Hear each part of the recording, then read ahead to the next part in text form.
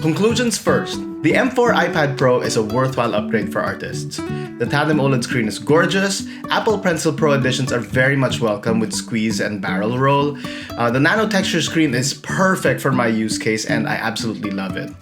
And I love that they made it lighter and thinner as I constantly use this thing on the go. However, if you already have an M series iPad Pro, this is not a necessary upgrade. Apple screens are excellent whether they're LCD, mini LED or OLED, and while the new Apple Pencil features add a lot of convenience, I don't see them as truly game-changing unless you're a specific type of artist who will really abuse it, like a letterer/calligrapher. Alright, let's get into the details. Roll credits.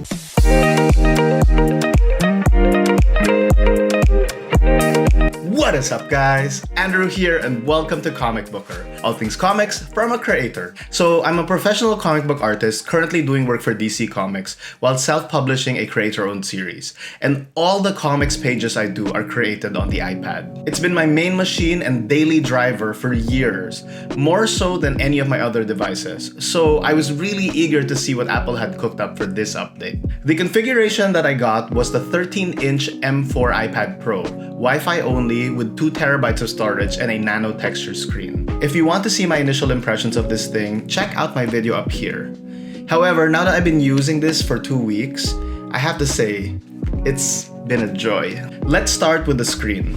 I was kind of underwhelmed by this when I first got it, and that's because I was working on a black and white image that wasn't super color dependent. Since then, however, I've drawn 2 commissioned posters in full color, and I really felt how much of a visual upgrade this display is. I love how bright it gets and how deep the blacks are. Apple did this thing where they stacked 2 OLED screens together to increase the brightness, and it's just great. Probably the best looking screen I've ever drawn on. The Nanotexture display is an optional $100 upgrade to the screen, and for someone like me who often draws on the iPad during commutes, in coffee shops, and in broad daylight, it's really worth the cost. Zero reflections, guys. No more angling the iPad to see past a weird specular while you're on the go.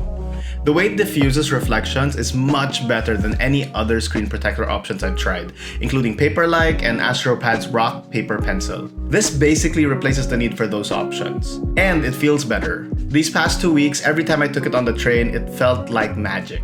Comparing it to my iPhone's OLED screen, there's a very slight diffusion and loss of contrast. But it's so slight as to not matter. The screen is still gorgeous with bright colors and deep blacks. I also like the level of friction it provides. Definitely not as slippery as a standard iPad screen, but still smooth with enough of a drag to give you solid control over the pen tip. Bottom line, I love the Nanotexture screen and I think it's worth the $100. Now, for the new Apple Pencil Pro features, in my last video I talked about how much of a bummer it was that Procreate hadn't updated to support these, and that I didn't want to do a full review without that. However, I've had some time to play with those features in Apple Notes of all programs, and they're so much fun because it actually makes me want to draw in Apple Notes. I love how Squeeze opens up all these options that you can manage.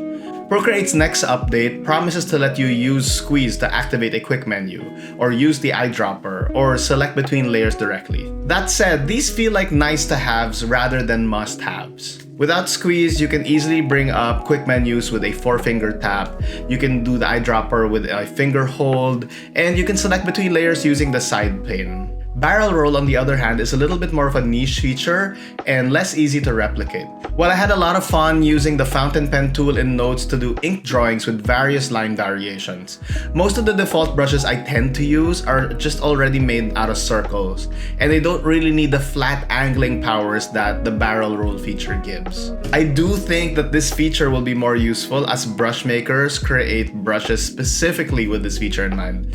But right now I feel like the person who'll benefit most from this is a letterer/calligrapher, where the thoughtful line weight shifts will give a massive difference in how the final image develops. You know how you do an A with like a thin line, and then you do a thick line for that crossbar, and then another thick to thin line as you twist on the side?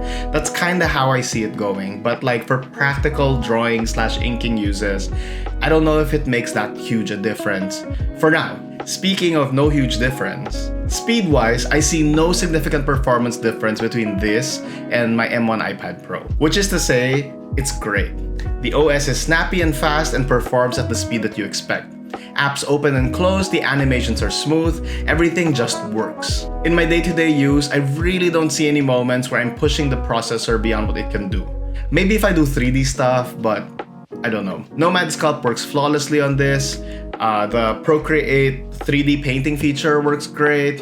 If I experience any delays at all on this machine, it's usually because of internet speeds and not the hardware. We'll see in the upcoming Worldwide Developers Conference if Apple will add any new features that can really test the iPad Pro's M4. But for now, it feels like it's just as good as it ever was. One major thing I want to mention is that the RAM is the same configuration here as it was on the last two M series iPads. Which is to say, you get 8GB of RAM on the lower end storage models and 16GB of RAM on the higher end. RAM is really important for 2D artists because canvas size and layer count are directly tied to the amount of available RAM in the system. In terms of RAM, this is just identical with my M1 iPad Pro. But I mention it here in case you are trying to figure out which storage option to go for. 16GB of RAM practically doubles the amount of layers or the canvas size that you can work on. So I personally always spend the extra amount of money just to get there. I would be ecstatic if Apple added even more RAM to future iPads because that would make a huge difference in just the amount of bandwidth I have to work with. However, like 16 gig is great. 8 is actually very workable. But yeah, you should know about RAM. I love how they updated the Magic Keyboard to include a bunch of extra function keys. Brightness and volume controls are at an easy access, and it's such a nice bonus. I like the quick button to turn the screen off as well, and it's just cool to finally have an escape key. I also love how they redesigned this to have an aluminum base, which feels really premium when you're typing.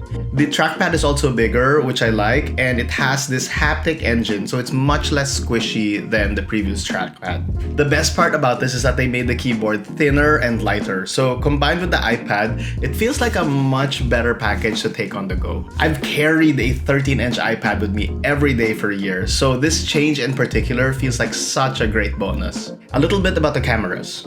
For the M4 iPad Pro, they removed the ultra-wide lens that was present in previous iPad Pros. That's fine. I never used that anyway. The main back camera is preserved at a 12-megapixel lens, which I use a lot for scanning documents, but especially for scanning artworks, like black and white artworks that I would then bring into Procreate in order to paint digitally. The front camera lens has now been centered on the landscape mode, which makes zooms and FaceTime calls on this much less awkward, as my eyes are now pointing where you'd expect when I'm looking at the screen. One more thing. While the speed bump is imperceptible from the M1, I've noticed that the battery life has improved on this. This is completely anecdotal as I really didn't do a formal battery test, but on a regular drawing session of several hours with my M1, I usually expect the iPad to dip to about 50 or 60%. But this M4 iPad Pro thing just stays at like 80 or 90% without plugging in. I don't know if it's just the extra efficiency cores on the M4 or a combo of that with the OLED screen, but this thing feels like it drains power much slower. And it's such a great feeling, gives me a lot of comfort when I'm out and about without a power outlet or a charger. Alright, final thoughts. Overall, I feel like this is a really worthwhile upgrade, and it pains my heart that I actually have to return this tomorrow. I was fully prepared to jump into this upgrade, but due to an expensive medical emergency, I suddenly can't afford to keep this right now.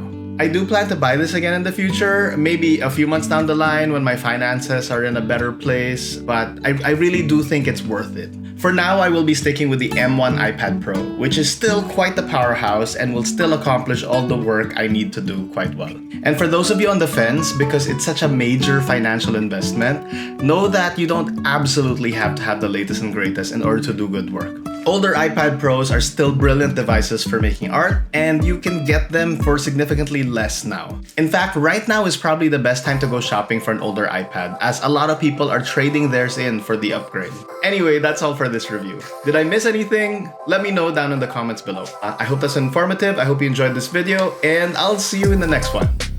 Peace.